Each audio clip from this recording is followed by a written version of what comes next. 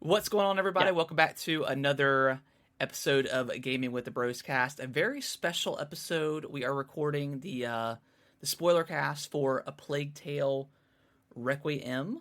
My name is Harrison. I am joined by my brother Nick. As always, Nick, how are you doing? Oh, good, man. Hey, we're firing through these back to back. We are, yeah. We I just good.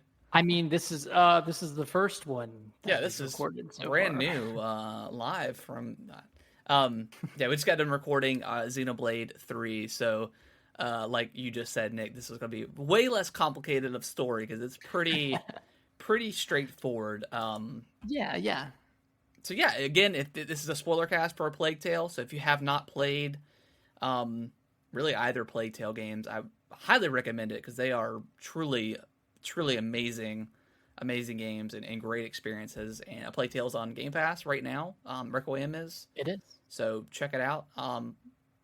It's a good game. But without further ado, Nick, let's dive into the spoilers. Dive into these spoilers. So, yeah, like just to kind of like jump to the beginning of this game real quick. It takes place pretty shortly after the first one. It's 6 months after. Yep. Um, Amicia, Hugo, they're on their way to Province, which is, or actually they're with With their mother. Yep. Yeah, Beatrice and their friend Lucas, who was in the first game as well.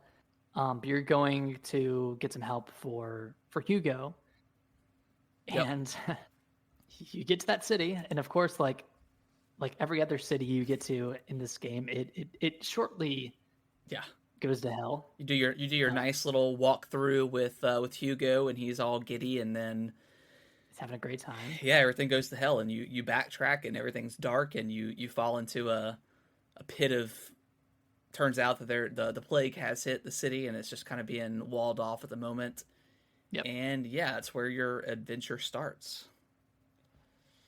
Yeah, and then I mean, where does it go from there? Like you leave the city, you get on a boat,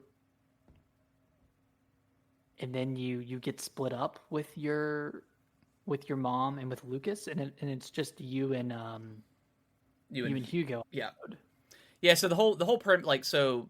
I guess to backtrack a little bit, Hugo's having like dreams and visions of this island that's calling to him for that he thinks that it's going to be able to heal this plague or Heal the macula. the macula that's in his blood. It's like a blood disease. And and they're going through like the order. That's why they're in province to get some help, and it doesn't work. And the rats come out, and you have a crazy Uncharted like escape from the rats. Super cool. You have those a couple times in the game. But then yeah, you eventually get to a boat and you get split up because your mom and Lucas do not want to. Well, mostly the mom. She Beatrice does not want to go to this island. She wants to remain with the order and try to get their help. But Hugo and Amicia have different plans, and they split up and hitch a ride to the island. Yeah, so they get to that island. They're kind of welcomed with open arms for the most part. I mean, it's a pretty nice island. Obviously, you get there with Arnold, that one guy, Arnold, Arnold, and he has the plot to kill the count. yeah, Is that what it is? yeah, The count. So they throw him in jail, and then they kind of accept you with open arms. And then of course, like you do, you're exploring on the island, and you discover some secrets, and basically find out like there was another Amicia and Hugo like years and years and years ago. yeah. Like there was the protector and then the carrier of the macula. Mm-hmm. So you're trying to like find out more about them and about how they dealt with the macula. And that's kind of the plot from there, right? Like you're on this island. Yeah, you learn that they I don't know how many years ago, but they were the reason that the Justinian plague started. And yeah, you kind of you get called once you figure out like the map of the island and stuff like that. You get called. You figure out where. I don't remember his name, but Hugo's counterpart. Basilius. Yes, yeah, you find him down in like this catacomb where he was like locked away, and turns out that who is Amicia's counterpart? But the protector, Aelia. yeah, yeah. So yeah, you learn that she gets killed, and then um he loses it. He kind of succumbs to the macula, and that's where it started. Yeah, so then you have that hope of like, well, if Amicia is around to manage Hugo's emotions and to kind of be his protector, Mm-hmm. then you can control the macula. You can Yeah. keep it dormant. Yep. Keep it at Um, bay, and keep it at bay. and then the count attacks. This is after Beatrice gets killed, and the count's wife gets killed and stuff like that. When you get to use Hugo's powers to kind of which was a really cool scene. Yeah. To kill them or to kill the wife. So the count comes after you and boards the ship, and I think an arrow comes and hits Amicia, and Hugo, of course, thinks she dies, which is she falls into the ocean, and then Arno ends up picking her up, and they have this one of the weaker moments, like the boss, the boss fights and stuff like that, are kind of the weaker moments of the game, but Sure.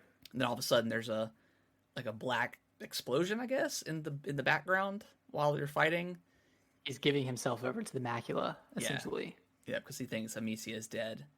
Uh, and then you defeat the Count. Arno kind of sacrifices himself, and then you go to the town, which I think it was, what was the name of the city? I don't remember which city this was in. Marcel. Yeah. Okay. Yep. It says a dark cloud blots out the sun and allows the rats to spread unchecked, destroying Marcel.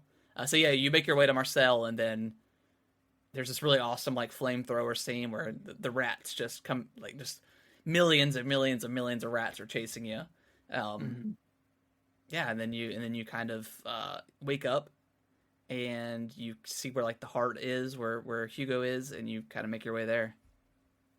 And then you kind of you talk to Hugo a little bit. He kind of guides you a little through the fog, so to speak. Mm-hmm. And you essentially learn that you just have to kill Hugo to stop the macula from spreading even further. Yeah. And I didn't know this at the time, but I think if you like, did you actually kill him yourself, or did you wait? I did, but yeah, if you take too long, Lucas will do it for you. Yeah. Which yeah, I didn't know that either. I thought you just had to do it. Yeah, so I slanged it up and threw it at him. Let's go. So yeah, it was like, it's one of those kind of stories where it feels like you kind of wasted your time, because you have that sense of dread like throughout. It's like, okay, like we're saving this one little boy, instead of potentially saving the world, millions, billions of people. Which, and you want to save Hugo. Like they're all likable characters. There's obviously a lot of innocence to him. He's, I think, 5 at the time. Yeah, super young. Yeah, so kind of hits home for me. I don't know if I could. I don't know if I would make that decision, and I would probably save Kellen over the mass, right? But so like the Last of Us. Yeah, so you kind of understand like the point of view that they're coming from. But yeah, it's a very just kind of grim ending. Yeah, there's no winner. There's no winner or loser in this ending. It's just very bleak. Yeah. And then it cuts to like a year later, and Amicia is in that mountain house that they had talked about going to. Yeah. Lucas is off studying alchemy, and Sophia, who surprisingly lived, Yeah. through the whole story. Um, she and Amicia prepare to go out to find whoever the next macula carrier is. Yeah, because it'll Or be not carrier. reborn. Yeah, it'll get Mhm. reborn. Yeah, then you go visit Hugo's grave, which is super sad. Um, and then you cut to credits, and you get a really interesting kind of hint at what's next potentially. I really hope they get to make it. Do you want to explain it? Yeah, so it shows a child. It kind of like cuts to like a child's arm on a ventilator So like modern day time. with signs of macula on its skin. So Yeah, it's basically insinuating that in in modern times there's going to be a kid with macula, yeah, which could be really cool for the story. I think that really opens it up. yeah. Because it's like, do you do a third game with Amicia and like that setting? Like I don't know. I think you would. I don't. Yeah, I don't think. I mean, although I would love it, but I don't think you could shake up the gameplay that much in that setting. But jumping ahead to modern time, that kind of opens up, whatever. Like, who knows what No, they could do with it. So I really hope they get to make it. Um, it's so impressive what they did with both of these games. They're not a huge team, and the fact that they were to make essentially a AAA style video game is insane. There's so much quality to it. It's one of the prettiest games I've ever played. for Um, sure. so yeah, just such an amazing like you know part one, part two of this story. Yeah, and I know it has a really sad ending, but it was a pretty impactful story. Um, it had a lot of good moments to it. It yeah, it was really sad. Like it's one of those inevitable things where like Yeah, you two have gone through so much, and it sucks because the only way out is to do the thing you've been trying to avoid the entire game yeah, or the entire past two games. yep. And it's just kind of forced upon you at that point. You have really no other choice. There's no other way. But yeah, No other way. yep. But yeah, great game, great story. Uh, I don't know. It's hard to pick which one of the two I liked better necessarily. I thought both of them were excellent. Obviously, like two wasn't as didn't do like a whole bunch of different changes from one, but I thought the story that was presented was deserving of a sequel. So it was good. Yeah, I think so. I think I liked the second one better. I think The so. second one might have been a little bit too long. Yeah, I think there were a couple of areas that dragged a little bit. But overall, I think it was a a marginal improvement yeah, over the first one. yeah. Even like the gameplay It alone, was, like just kind of the having more fighting options and stuff like that. But mhm. yeah, it was a great game. Yeah, interested to see what our listeners thought of A Plague Tale if you've checked it out. Yeah, So yeah. let us Let know. let us know. We won't go over all of our social stuff, but yeah, let us know on Twitter and stuff, or email us in what you guys thought of this game. And if you ever have one of another conversation about it, just let us know. And that's A Plague Tale. And that's a Plague Tale. All right, guys. Well, we appreciate you guys listening to this special episode of Gaming with the Bros Cast. Very special. We will be back the Monday after Thanksgiving to talk about whatever the heck we've been playing. Probably some more God of War Ragnarok. Whether or not we gave into Pokemon over Thanksgiving break, who knows? Who knows what's to come? Don't do it. I mean, reviews are probably dropping this week, so Well, it comes out see if Friday, right? yeah. Or is it? Yeah, it comes out the 18th. So yeah, Friday. So they should be dropping here pretty soon. I'm curious to see what the reviews are. Me too. Just because it's not gonna get me this time. I'm not gonna let it happen. But I'm picking up God of War today, so I don't think I'll Probably won't have time. I won't have time to pick it up. Or want to. Yeah. Yeah, Yeah, too probably. much stuff to play. Plus, I got Mario. But all right, guys, we will see y'all on the next episode. Bye bye. Bye bye.